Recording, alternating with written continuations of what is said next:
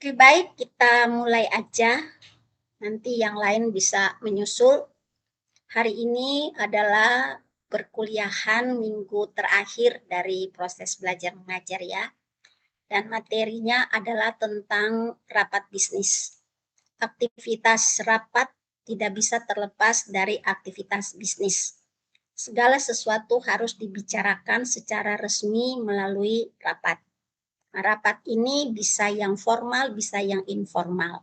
Frekuensinya bisa mingguan, bisa bulanan, bisa triwulan, bisa semester, bahkan sampai dengan rapat umum pemegang saham. Itu biasanya 1 tahun 1 kali.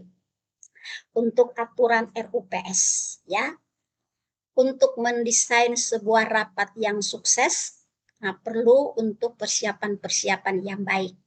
Karena dunia bisnis itu rapatnya tidak bertele-tele seperti organisasi umum lainnya.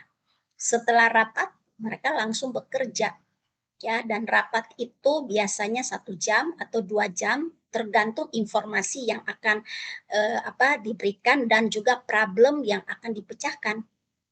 Tapi juga untuk problem-problem perusahaan, misalnya volume penjualan yang menurun, nah itu juga bisa memakan waktu yang lama karena ada diskusi-diskusi. Tapi paling tidak aktivitas bisnis itu perlu ada koordinasi sehingga keterkaitan antara para departemen itu bisa bersinergi dengan baik. Nah, koordinasi ini biasanya dilakukan melalui meeting bisnis, ya, lewat rapat-rapat bisnis. Oke, kita awali dengan apa itu definisi rapat. Tilsa baca.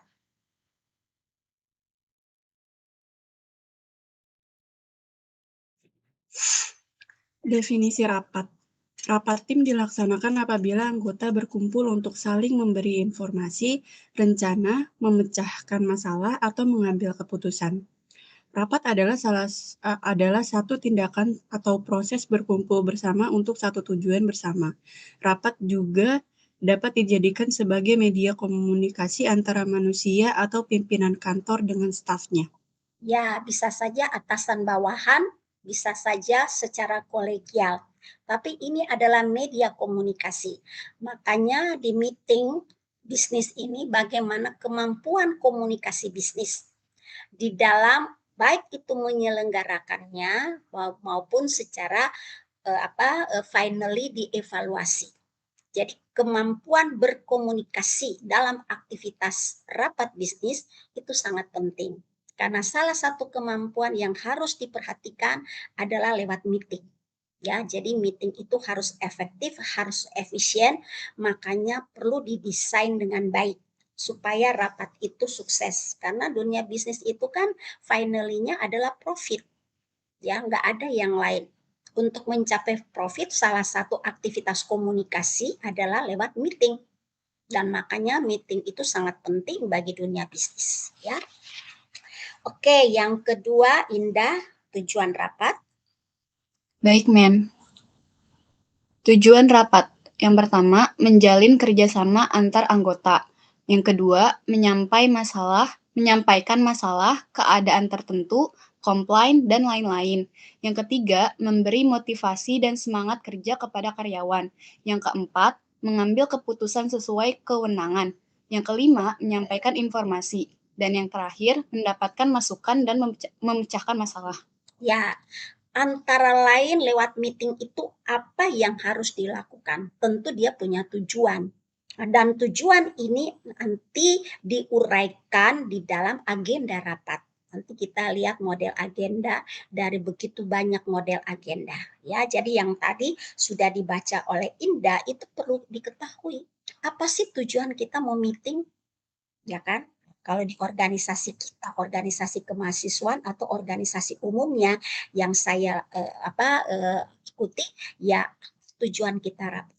Apakah sekedar ngobrol-ngobrol? Apakah ada koridornya atau agendanya? Itu perlu diketahui. Dengan tujuan ini sasaran bisa kita capai, ya. Oke. Baik, berikutnya Indri baca. Bentar, Bu.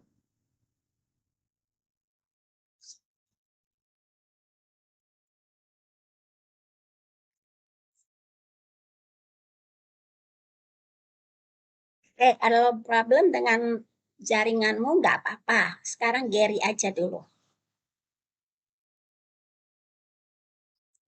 Alasan mengadakan rapat yang pertama yaitu berbagi informasi, yang kedua itu menerima informasi, ketiga menghasilkan gagasan baru, 4 menghasilkan masalah dan memecahkannya, 5 membuat keputusan kelompok, 6 menjelaskan permasalahan atau tujuan serta menghimpun dukungan, 7 membuat rekomendasi, dan yang terakhir nomor 8 yaitu memotivasi karyawan itu sendiri. Ya, jadi sebenarnya antara tujuan dan alasan itu terurai ya di dalam bagaimana dunia bisnis menjalankan rapat. Nah, jadi kalau kita lihat di merencanakan rapat itu ada tujuan atau sasaran atau alasan. Itu contohnya misalnya tujuan rapat ini adalah memahami sistem keselamatan baru yang dipakai oleh tim. Jadi ada K3 untuk keselamatan kerja di bagian personalia.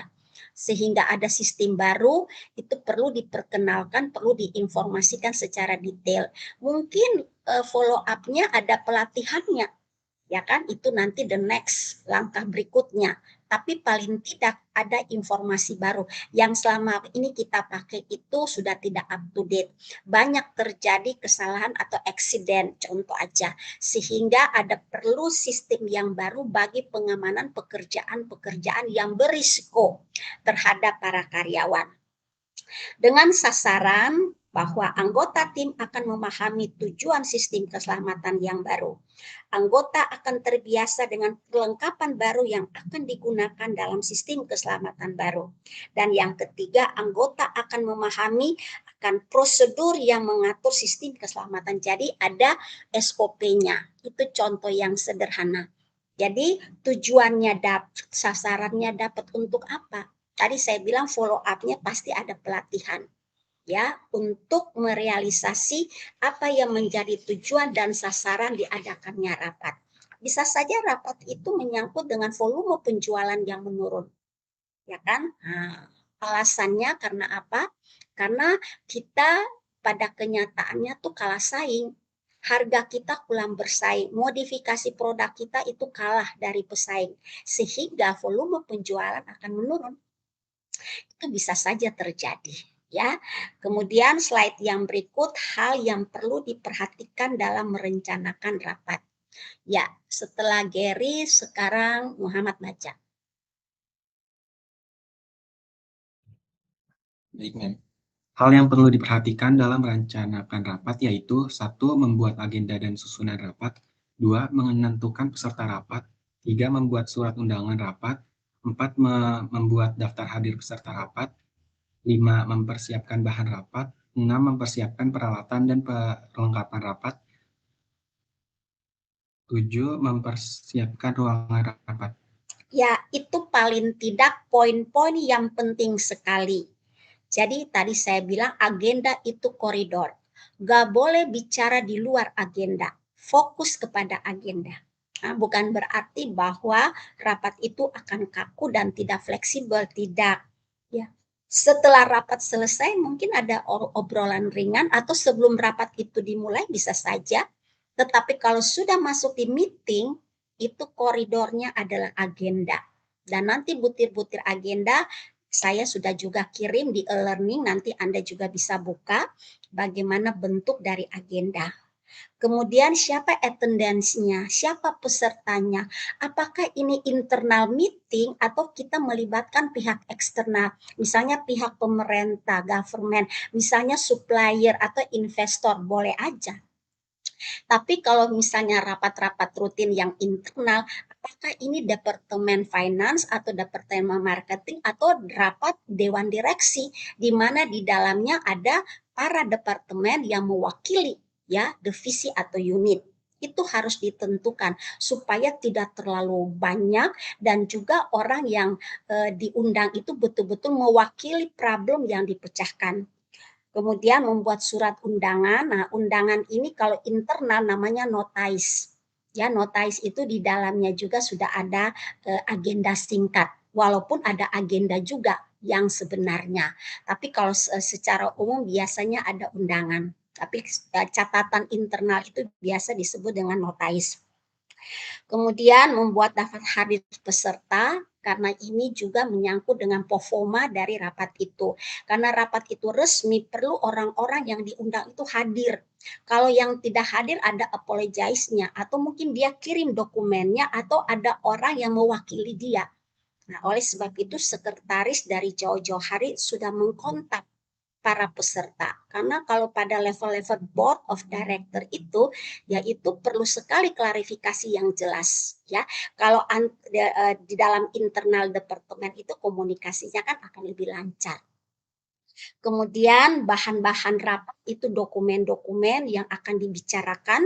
Biasanya peserta itu 2 atau 3 hari sekretaris sudah mengkontak sehingga dokumen-dokumen itu sudah bisa dikirim lalu bisa di-print atau nanti untuk bisa disajikan di layar ya pada waktu presentasi. Nah, itu perlu sekali peralatan-peralatan yang dipakai ya sebagai alat bantu kelancaran rapat dan mempersiapkan ruangan rapat. Biasanya di dunia usaha itu di perusahaan itu ada dia punya ruangan-ruangan meeting. Nah, kalau di Politeknik juga ada ruangan meetingnya ya. Di jurusan-jurusannya juga ada. Di administrasi bisnis itu kan dia punya ruangan yang besar modalnya teater. Kan ada juga dengan kapasitas. Tapi kalau misalnya untuk meeting-meeting yang spesial itu biasanya ada di ruangan direktur. Itu hanya untuk pejabat teras, pejabat tingkat tinggi aja ya, level-level direktur dan jajaran itu ada meeting sendiri. Atau juga di luarnya ada yang untuk kapasitas sedang dan ada juga yang kapasitas yang besar. Bahkan yang besar sekali kalau di Politeknik ada di lantai 3 ya, itu bisa ratusan orang. Nah, jadi tergantung daripada sasaran, alasan, tujuan daripada rapat, siapa yang akan diundang. Itu menyangkut dengan persiapan ruangan. Nanti model-model ruangannya juga ada ya di slide-slide selanjutnya. Oke, kemudian memilih orang yang tepat. Ya, silakan Cindy baca. Cindy Aulia. Iya, Bu. 4. Memilih orang yang tepat untuk rapat. Memilih orang yang tepat untuk diundang rapat. Pasti ada alasan kenapa seseorang mengikuti rapat. Berdasarkan tujuan rapat, manajer dan tim harus mempertimbangkan banyak hal untuk memilih siapa yang harus ikut rapat. Mulai dari tujuannya, jumlahnya, pesertanya, tempatnya, bentuknya, dan lainnya. Ya, jadi memilih orang yang tepat tentu apalagi problem bisnis ya. Nah, di dunia bisnis itu pasti mereka sudah rutinitas dengan kegiatan mereka. Kalau mau membicarakan kecuali ada hal baru sebagai informasi. Tetapi kalau rutinitas mereka sudah ngerti kerjaan. Tetapi apa problem yang mereka hadapi? Nah, itu perlu untuk didiskusikan, perlu ada motivasi kepada mereka supaya ya paling tidak gambaran dari atasan itu memberikan jawaban-jawaban yang jelas terhadap problem yang dihadapi oleh setiap departemen. Nah, sekarang pertimbangan menentukan siapa yang hadir. Ya, Syahawa baca. Oke, Mem. Pertimbangan menentukan siapa yang hadir, diantaranya siapa saja yang memerlukan informasi tangan pertama yang ingin dibagikan tim. Dari siapa tim memerlukan informasi tangan pertama, siapa saja yang punya kepentingan dengan masalah yang dibahas saat rapat atau siapa yang membantu memecahkan masalah.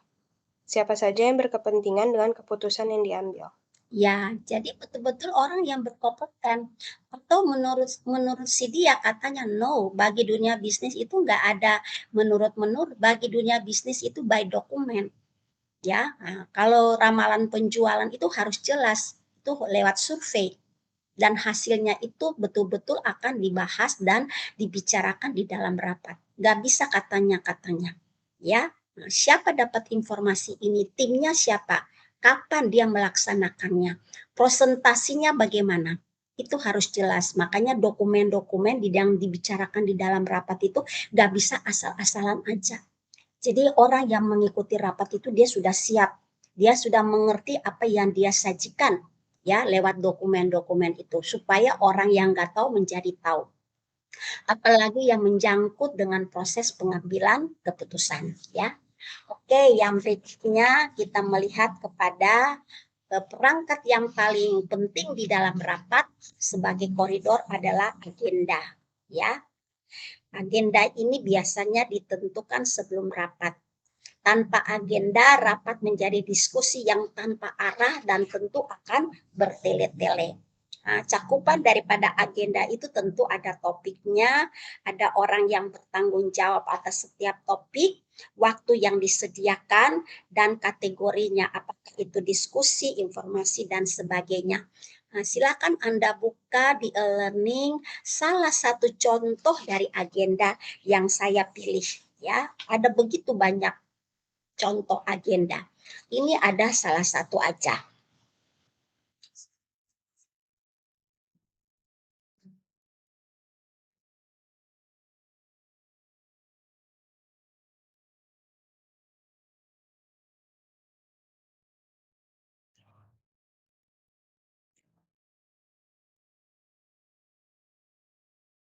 Sudah? Ya.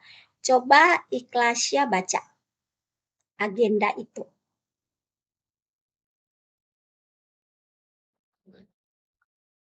West and Investment Pty Ltd. Quarterly meeting of the Board of Directors to be held at 2 p.m. on 30 June 2022 in boardroom 222 Richards, Melbourne. Ya. Agenda. Sebentar. Klasya bisa menerjemahkannya? Bisa. Gak apa-apa, nanti saya juga akan jelas. Coba. West and Investment. I'm not sure, Miss. Ya. Jadi ini nama perusahaannya, ya, perusahaan investasi. Limited itu PT, perseroan terbatas. Ya kan, biasanya disingkat dengan LTD. Kalau perusahaan asing itu ada LTD sama dengan kalau kita PT yang TBK. Ya kan? Nah, kalau kan ada PT yang TBK itu berarti PT itu adalah PT yang terbuka, yang sahamnya bisa dimiliki oleh publik. Ya kan? Nah, itu kalau Indonesia PT TBK. Misalnya Bank Mandiri TBK. Berarti Bank Mandiri itu kepemilikannya juga bisa dari kepemilikan publik. Selain saham mayoritasnya itu dikuasai oleh pemerintah karena pemerintah yang menentukan kebijakan. Ini kan bank plat merah. Jadi bisa saja 55%, 45% itu bisa dimiliki oleh publik. Nah, jadi namanya Bank Mandiri TBK. Tapi kalau yang internasional tulisnya LTD Limited. Berarti ini perseroan terbatas. Oke? Nah, lalu ini adalah quarterly meeting. Berarti setiap 3 bulan sekali diadakan rapat. Perhatikan, ini adalah rapat rutin. Rapat rutin setiap 3 bulan sekali. Ya, ini rapat dari Board of Director, Dewan Direksi. Ya, yang dimulai pada jam 2 siang pada tanggal ini diasumsi ya 30 Juni 2022 bertempat di boardroom ya Jalan Veris nomor 222 Kota Melbourne. Jadi performa resmi harus jelas.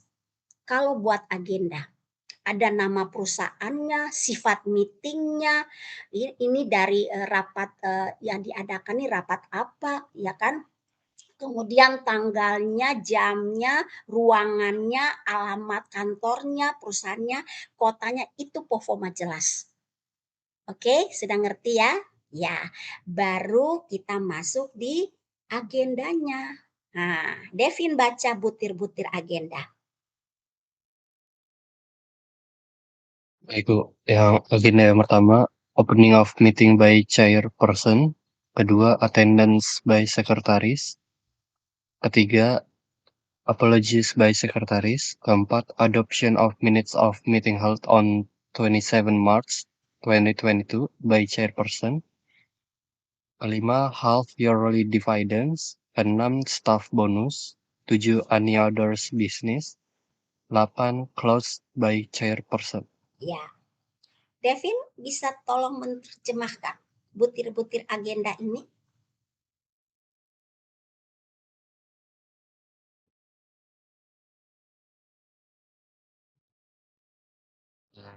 Saya nggak terlalu yakin sih Bu, tapi yang pertama itu pembukaan dari pemimpin rapat, yang kedua itu apa ya, kehadiran oleh sekretaris, terus apologies, permintaan maaf dari sekretaris, adoption of meeting hall, Apa nanti saya jelasin. Kemudian next.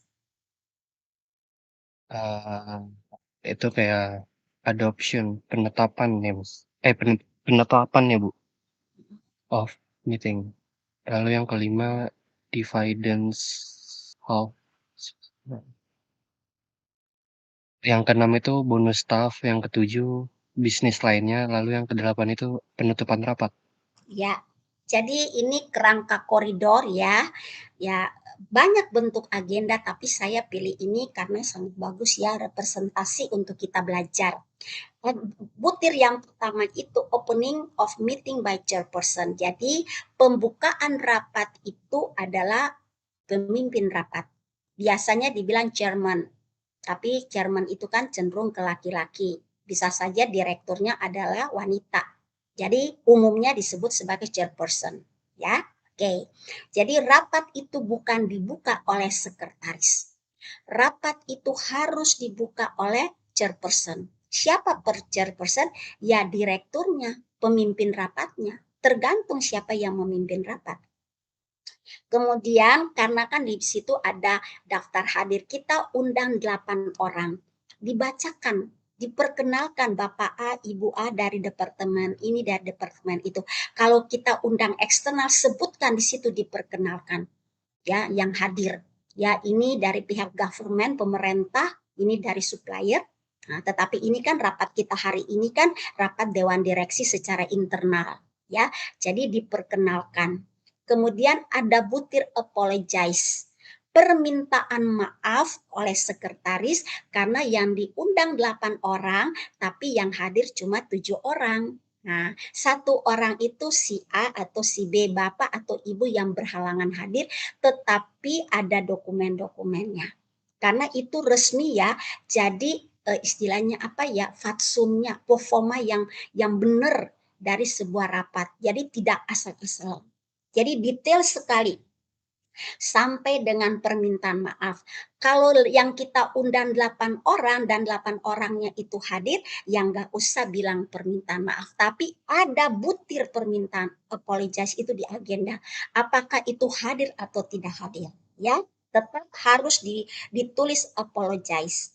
Lalu yang keempat ada adoption of minutes of meeting held on tanggal 27 Maret. Nah, Anda perhatikan baik-baik.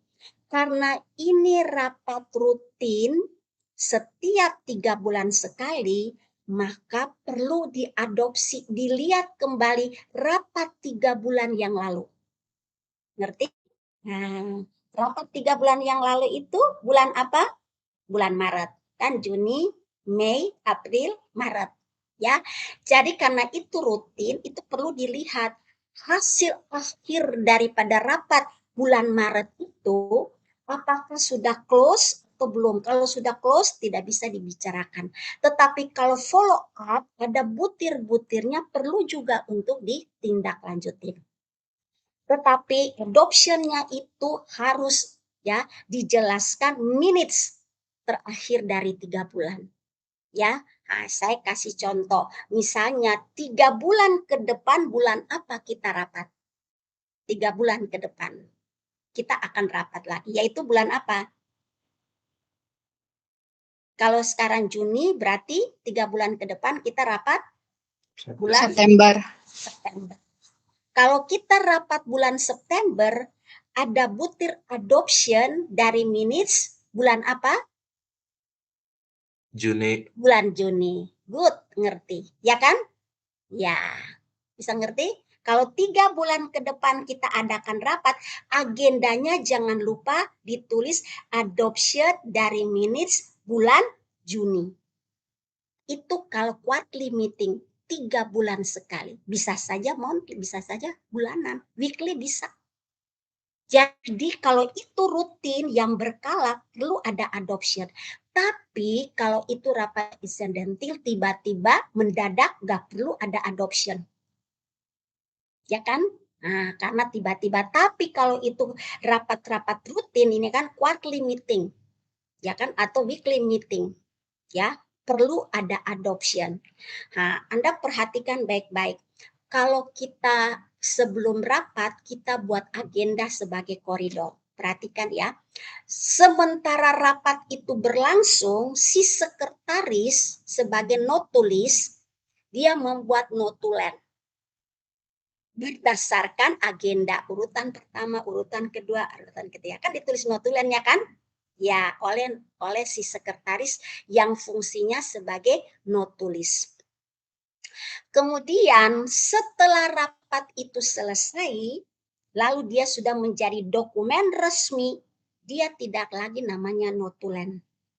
Dia tidak lagi namanya notulensi, tetapi dia namanya adalah minutes.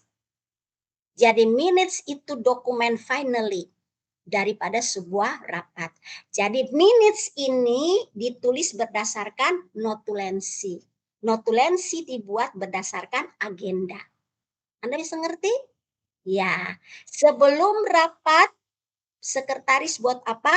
Agenda. Sementara rapat sekretaris buat apa? Notulen. Setelah rapat sekretaris buat apa? Minutes. Oke? Nah, jadi kalau bilang notulen yang biasa mana notulen? Itu sebenarnya draft. Tapi kalau di sekretaris yang benar, di kantor yang benar, ya nanti dari draft notulensi ini akan dibuat menjadi minutes. Nah, kalau teman-teman kita yang nanti ada jurusan sekretaris, ya prodi sekretaris, itu cara penulisan minutes itu detail. Saya tidak ajarkan di sini karena Anda kan bukan prodi itu. Ya, nah, kalau penulisan minutes itu ada detail. Saya hanya kasih gambaran aja. Ada 3 cara penulisan minutes. Ada action itu hanya garis-garis besar aja. Ada naratif itu cerita panjang kejadiannya, ada yang komplain siapa yang tidak setuju dan macam-macam, itu dicerita. Itu narasi. Tetapi ada dalam bentuk resolution minutes, yaitu dia tidak terlalu singkat seperti action dan dia tidak terlalu detail seperti naratif. Jadi dia combine, itu namanya resolution atau resolusi. Nah, kalau Anda misalnya selalu dengar ya, kalau ada perdebatan di tingkat internasional antar negara, ada apa ya, ada perang atau juga misalnya ada diskusi antar negara, biasanya selalu rujukannya resolusi PBB nomor sekian. Betul kan? Anda selalu dengar gitu kan? Nah, jadi cara penulisan minutes itu adalah cara penulisan dengan cara resolution. Tidak dengan action atau naratif. Karena memang biasanya orang pakai penulisan minutes itu adalah dengan cara resolution. Jadi tidak pernah bilang notulensi. Tidak pernah bilang notulensi nomor tidak. Selalu dibilang resolusi. Artinya apa? Minutes. Jadi Anda belajar hari ini kalau notulensi itu draft selama rapat berlangsung. Setelah rapat berlangsung sebagai dokumen file namanya apa? Minutes. Ya, makanya di situ dibilang adoption of minutes of meeting. Jadi kembalilah kita melihat, kita mengambil lagi minutes 3 bulan yang lalu. Ya kan? Entah mau ditulis dengan cara apa. Action, naratif, atau resolusi. Ya, oke. Jadi itu yang perlu sekali diperhatikan. Ya, kemudian yang menjadi inti pembahasan hari tanggal 30 Juni adalah tentang dividen setengah tahun, 6 bulan sekali itu diberikan dividen, karena ini PT, pemegang saham, kalau perusahaan itu untung, pemegang saham dapat apa? Dividen. Ya kan? Nah, kalau PT kan, karena ini kan PT kan, nah, jadi pemegang saham akan mendapatkan dividen, itu dibicarakan. Kemudian juga ada staff bonus, ada bonus untuk para staff. Nah, itu 2 pokok penting yang dibicarakan di meeting tanggal 30. Nah, nanti sekretaris akan menulis catatan-catatan notulensinya dan akan menjadi minutes untuk nanti meeting tanggal bulan September mendatang. Ya. Lalu yang ketujuh ada any others business. Kalau kita biasanya hal-hal keliling atau misalnya warna sari. Kita mau bicarakan apa aja di samping dividen dan bonus sebagai pokok yang penting. Mungkin di situ kita mau membicarakan tentang motivasi karyawan, boleh, tapi tidak terlalu detail karena intinya hanya dividen dan bonus. Mungkin tentang gathering family yang dilakukan oleh perusahaan untuk meningkatkan motivasi karyawan, silakan. Lalu yang terakhir, close by chairperson. Rapat ditutup oleh pimpinan, bukan oleh sekretaris. Tapi biasanya sebelum chairperson dia menutup, berterima kasih untuk floor yang sudah hadir. Biasanya dia memberikan kesempatan untuk sekretaris membaca risalah notulensinya. Lalu sekretarisnya membaca, ada yang masih kurang-kurang itu bisa dikoreksi. Nah, setelah itu baru ditutup oleh pimpinan rapat, bukan ditutup oleh sekretaris. Ya, jadi kalau agenda rapat yang penting seperti ini ya. Jadi butir 1 perhatikan baik-baik, butir 1, butir 2, butir 3, butir 4 itu harus ada. Butir 5 dan 6 fleksibel, tergantung cara yang dibahas ya. Nah, lalu butir 7 dan butir 8 harus ada. Itu contoh ya. Bisa saja di pembicaraan kita next meeting 1 butir aja atau bisa saja 3, tergantung dengan problem yang dihadapi. Yang penting tadi saya kasih catatan poin 1, 2, 3, 4, 7, dan 8 itu harus ada di agenda. Sedangkan 5 dan 6 itu fleksibel, tergantung materi yang dibicarakan. Jadi Anda sudah bisa lihat di sini dari agenda ada 3 pihak yang paling dominan. Pertama chairperson, kedua sekretaris yang membantu pimpinan, dan yang ketiga adalah attendance sebagai undangan atau sebagai peserta yang hadir. Ya, dokumen-dokumen yang penting sekali sebagai koridor: pertama notis undangan, kedua agenda, ketiga notulensi, dan yang keempat adalah minutes. Di samping dokumen-dokumen catatan dari setiap peserta yang akan menginformasikan atau yang akan menyajikan data-data pembahasan selama dia mengikuti rapat. Nah, jadi yang dominan di sini adalah sebenarnya chairperson yang mengarahkan, dan yang kedua attendance. Sekretaris tidak boleh bicara selama rapat berlangsung, hanya apabila diminta oleh bosnya. Jadi dia tidak bisa berdiskusi. Karena fungsi sekretaris hanya mendampingi pimpinan. Dan dia bisa bicara sesuai dengan poin-poin tugas dia, attendance, apologize, atau ada hal-hal penting yang bosnya minta, chairpersonnya minta, tolong dijelasin, karena sekretaris itu kan gudangnya informasi. Dia yang menyiapkan semua. Kadang-kadang juga mungkin bos lupa. Nah, tetapi sekretaris itu bisa berbicara kalau diminta. Dia berbicara sesuai dengan poin-poin tugasnya dia. Jadi kalau kita ikuti, kadang-kadang sekretaris juga berdebat, no. Ya, yang berdebat, yang berdiskusi itu attendance dan diarahkan oleh chairperson. Itu performa dari sebuah rapat. Dan pembukaan juga bukan sekretaris. Kadang-kadang kan kalau meeting yang luas kan ada MC-nya, enggak apa-apa. Tapi MC-nya itu akan mengembalikan kepada pimpinan. Ya, jadi biasanya kalau rapat-rapat resmi ya itu attendance-nya tuh sudah ada, baru sekretarisnya pergi panggil bosnya. Nggak ada bosnya duduk tunggu. Ya, setelah rapat itu selesai berdiskusi, ya secara seremonial, apalagi ini kan level direktur. Dia akan kembali baru diikuti oleh departemen. Departemen itu pada level manager. Ya, jadi manager itu di bawah direktur pada level middle management. Lalu di bawahnya adalah supervisor. Itu manajer level paling bawah. First line dari struktur organisasi. Ya, jadi supervisor, manajer, baru direktur. Itu tingkatan-tingkatannya. Jadi ini adalah salah satu model dari agenda rapat, ya. Oke. Kemudian setelah agenda rapat, kita masuk di manajemen rapat. Ya. Siva baca.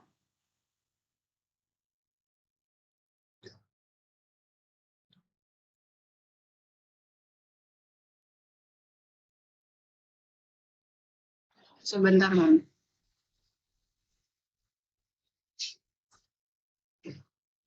Manajemen rapat. Manajer atau pemimpin tim menentukan dan mengumumkan pengumuman penting berupa 1. Siapa saja yang diundang menghadiri rapat. 2. Nama manajer atau pemimpin tim. 3. Tanggal rapat. 4. Tempat rapat. 5. Tujuan rapat. 6. Persiapan yang harus dilakukan peserta jika ada. 7. Bahan-bahan yang perlu dibawa peserta. Ya, jadi secara ideal konsep itu dia yang menentukan. Karena dia chairperson. Nanti secara teknis akan dilakukan oleh sekretaris. Bukan ide-ide pokok ini dari sekretaris. Sekretaris itu technical. Ya, sedangkan ide dan konsep itu harus dari bos. Karena nanti yang mendandatangi apakah itu agenda atau itu minutes bukan sekretaris. Jadi kalau sesuatu yang terjadi kekeliruan, yang bertanggung jawab siapa yang tanda tangan. Oleh sebab itu sebelum bos tanda tangan dia teliti lagi. Ya, kadang-kadang dia sudah percaya karena memang sudah rutinitas, tetapi sebaiknya untuk kondisi-kondisi tertentu harus teliti. Karena bos yang menandatangani. Ya, dan itu harus dipertanggungjawabkan. Sekretaris yang baik itu kadang-kadang dalam bentuk agenda dia buat agenda 2. 1 untuk attendance, misalnya rapat 1 jam atau 30 menit, tetapi sekretaris yang baik juga dia akan buat agenda spesial buat bosnya. Jadi kalau yang 1 jam dia butir pertama kira-kira bos bicara untuk perkenalan pertama ya sekitar 3-5 menit. Lalu nanti pembahasan yang detail itu dia kasih misalnya 10-15 menit. Karena nanti fungsi dia adalah timekeeper. Itu dia bisa kasih catatan buat bosnya bahwa jangan melebihi.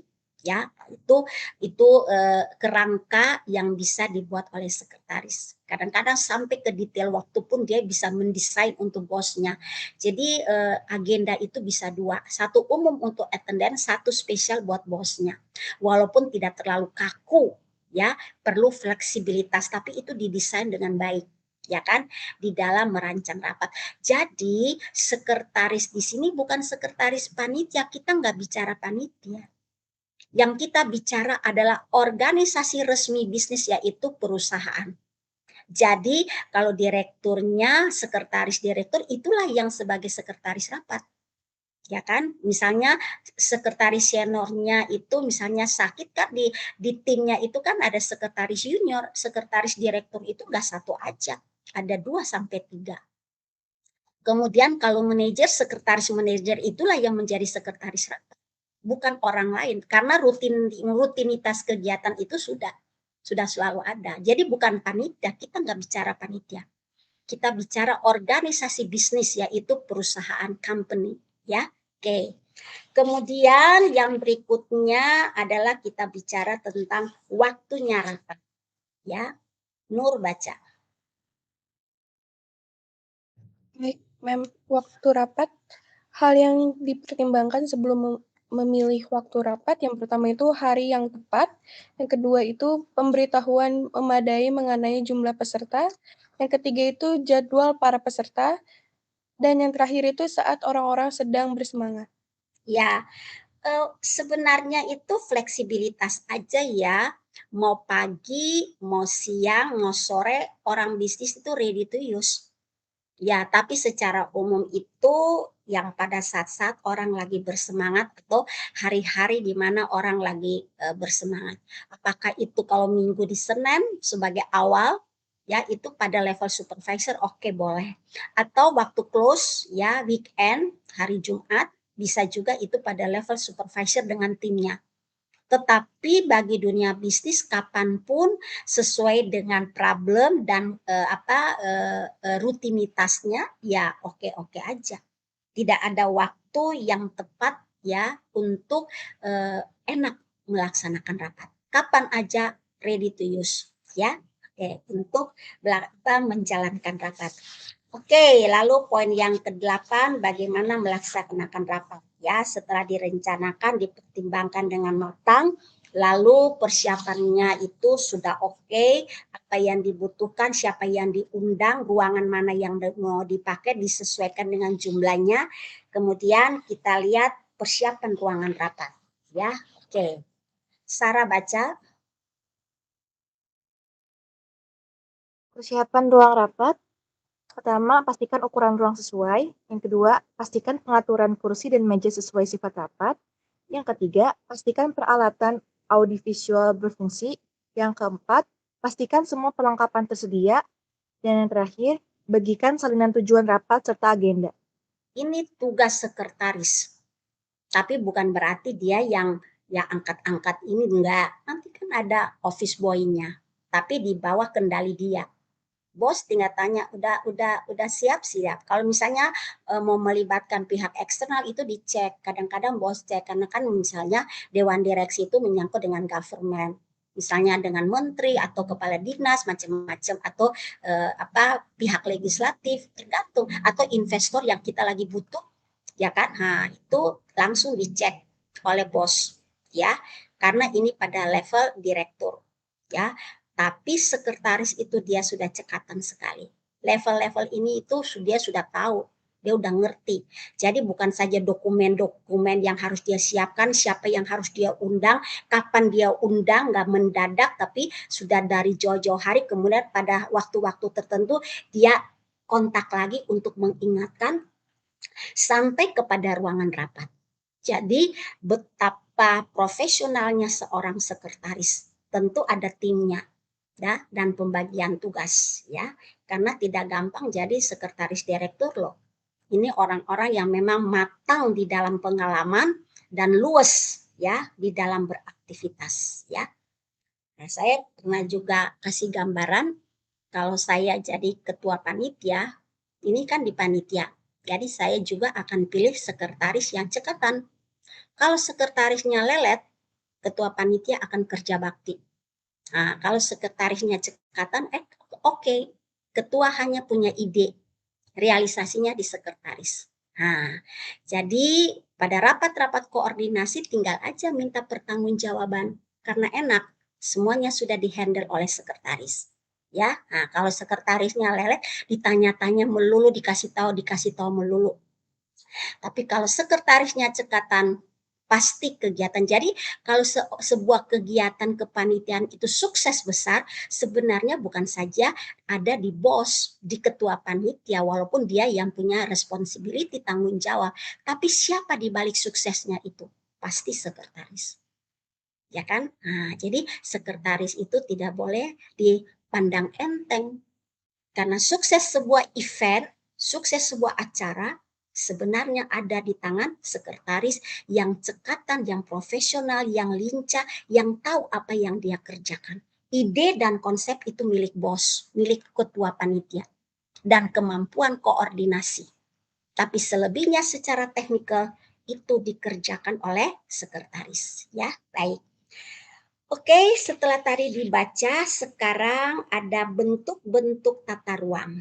Ya, Nabila silahkan baca bentuk-bentuknya apa aja tata ruang rapat yang disesuaikan dengan jumlah pesertanya. Yang pertama, boardroom menjangkau peserta dengan jumlah kecil sampai medium. Classroom disarankan bagi penemuan atau pertemuan atau rapat yang membutuhkan referensi tambahan untuk materi pembahasannya dengan waktu yang dirasa cukup lama. Lanjut lagi Nabila bentuk-bentuknya. Hollow square biasa digunakan untuk rapat yang terdapat perwakilan kelompok untuk presentasi. Teater cocok untuk rapat dengan peserta yang banyak, hanya ada komunikasi antara pemimpin rapat dan peserta. U-shape biasa digunakan untuk rapat direksi atau komite, jumlah peserta terbatas, memberikan instruksi yang cukup antara seluruh anggota rapat yang ada. Yang terakhir, banquet tidak hanya digunakan sebagai tempat meeting, namun juga bisa menjadi tempat lunch sekaligus. Ya, kalau banquet ini seperti informal ya, jadi dia circle ya, jadi sambil kita meeting, pertemuan ya, jadi juga bisa lunch atau dinner macam-macam. Kalau U-shape itu dia lebih kepada internal pada posisi-posisi tertentu, pada level-level direktur. Jadi yang rapat tadi itu bisa U-shape atau juga bisa dalam bentuk boardroom ya, yang kapasitasnya itu terbatas dan settingnya supaya orang bisa berhadapan-hadapan dan posisi dari chairperson yang didampingi oleh sekretaris itu enak untuk dilihat dan kedua orang ini juga pas untuk mengkontrol jalannya peserta rapat ya. Oke, itu antara lain bentuk-bentuknya, mungkin juga ada lebih tapi paling tidak ya.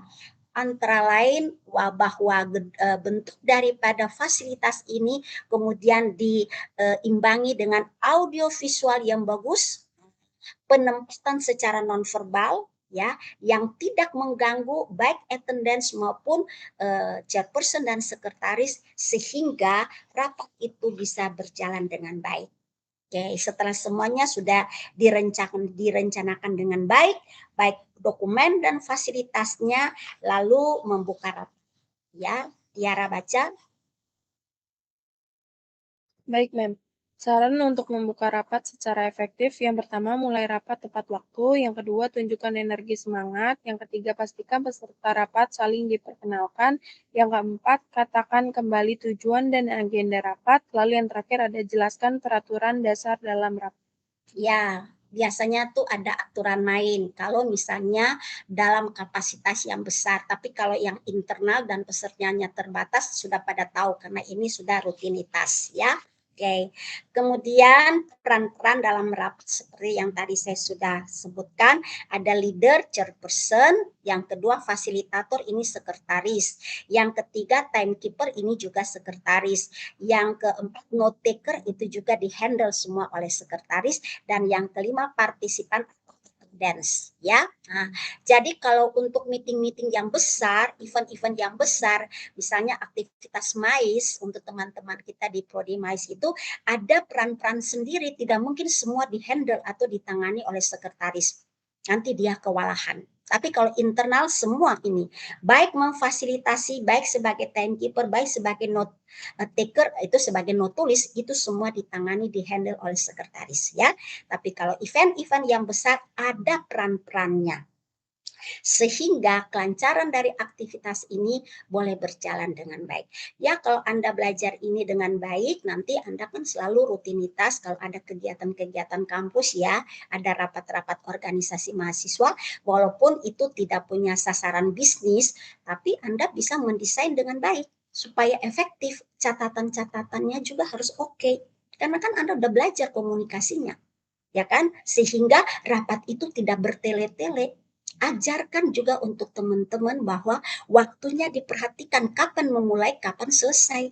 Kemudian kalau sudah yang dibahas sudah close, jangan diulang-ulang lagi. Oleh sebab itu harus punya catatan minutes. Kalau perlu untuk dibicarakan harus di follow up. Sehingga jangan sampai ada yang terlewatkan. Pokok pembicaraan hari ini apa aja. Di luar itu nggak boleh kita ngomong. Setelah itu boleh kita relax. Ya, tapi selama rapat itu kita harus tahu tujuan alasannya dan didukung oleh peran dan dokumen-dokumen yang penting ya. Baik. Kemudian finally adalah bagaimana kita menutup rapat. Ya. Silakan tadi Tiara sudah. Sekarang Kartika. Ya, baik. Dalam menutup rapat, manajer mengumumkan hasil kesimpulan mengenai rapat yang telah dilaksanakan dan memberi informasi mengenai tugas-tugas selanjutnya kepada para peserta. Penutupan rapat juga memberikan waktu bagi para anggota untuk meninjau ulang keputusan-keputusan yang telah diajukan dan disepakati untuk ditindaklanjuti. Ya, semuanya bisa clear kalau penulisan notulensinya benar berdasarkan agenda, dan catatan-catatan risalah ini akan menjadi apa? Minutes atau minutes, ya kan? Nah, catatan ini akan menjadi minutes. Kalau ini rapatnya rapat berkala, tinggal aja nanti 3 bulan kemudian kita buat agenda yang baru, tapi jangan lupa adoption dari risalah terakhir. Ya, itu yang saya informasikan kepada Anda tentang bagaimana kita mendesain sebuah meeting bisnis yang bagus. Ya, karena bagi orang bisnis waktu itu betul-betul harus dimanfaatkan dengan baik. Bukan berarti nggak ada ngobrol, ada, fleksibilitasnya tuh tetap ada. Tetapi jangan sampai dia melebihi, ya kan, aturan main dari sebuah penyelenggaraan rapat. Ya, jadi ini komunikasi bisnis yang efektif. Bagaimana merencanakan, mendesain, melaksanakan, dan mengakhiri, mengevaluasi. Nanti setelah rapat, ya semuanya sudah kembali bekerja, bos dengan sekretaris mulai melihat risalahnya. Poin-poin mana, misalnya ada rujukan harus berhubungan dengan investor, harus berhubungan dengan pemasok, harus berhubungan dengan government, itu menjadi tindak lanjut. Dan siapa yang akan melakukan itu? Apakah awal ditelepon dulu oleh sekretaris, tetapi meeting selanjutnya dengan pihak-pihak eksternal, siapa yang akan ke situ? Apakah itu oleh manajer atau oleh direktur sendiri? Itu tergantung dari keputusan risalah rapat. Ya, oke. Jadi ingat, sebelum rapat apa? Agenda. Sementara rapat? Membuat notulen. Ya, setelah rapat. Dokumen terakhir atau minutes? Minutes. Oke, karena tadi adoption of minutes ya. Nah, jadi bukan adoption of notulensi. Hari ini Anda belajar bahwa catatan terakhir adalah minutes, bukan notulensi. Notulensi itu catatan selama rapat itu berlangsung. Oke, nah jadi minutes dibuat berdasarkan notulensi, notulensi dibuat berdasarkan agenda. Ya, oke. Baik, itu aja. Hari ini saya sudah menyelesaikannya dan minggu depan tidak ada penambahan materi lagi. Cukup aja supaya Anda juga bisa istirahat sambil Anda belajar materi ya, mata-mata kuliah yang Anda dapatkan selama semester 1 ini. Nanti tanggal 25 kita ketemu lagi untuk UAS ya, secara online. Jadi Anda mempersiapkan link yang bagus, pakai laptop atau kalau mau pakai HP yang benar karena harus on cam. Ya. Stay selama kurang lebih 90 menit. Ya. Oke. Perhatikan due date.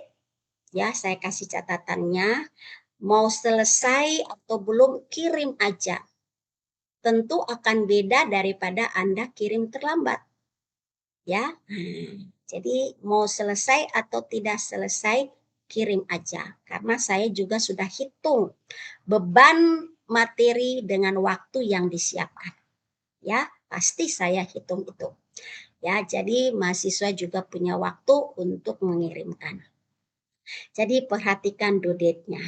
Ada informasi-informasi tambahan, nanti saya komunikasi dengan penanggung jawab, dengan Devin. Nanti Devin bisa informasi ke Anda. Atau kalau Anda juga mau japri ke saya, apa-apa, no problem. Ya, oke. Itu aja. Terima kasih untuk atensi kurang lebih 17 minggu. Banyak sekali juga kekurangan dari saya. Mohon maaf ya. Oke, jadi nanti ya mungkin saya nggak ngajar lagi nanti kalau komunikasi 2 biasanya oleh Ibu Silvi, ya kan? Itu nanti di semester 3. Saya selalu dikasih sama Kaprodinya Mem Ina di komunikasi 1. Ya, oke baik. Sebelum ini saya mau screenshot dulu. Jadi silakan semuanya dengan senyum. Ya, oke. Savana ininya terbalik ya? fotonya? Ya, coba on cam. Ya. Sebentar. Gary sudah siap? Ya. Yang lain sudah? Oke. Ya. Belum. Ya. Oke, saya tunggu.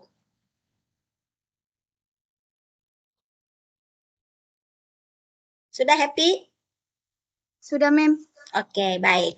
1, 2, 3. Sekali lagi. 1, 2, 3. Oke, terima kasih. See you tanggal 25 Januari. Baik. Terima kasih, Mem. Terima kasih. Oke. Nih.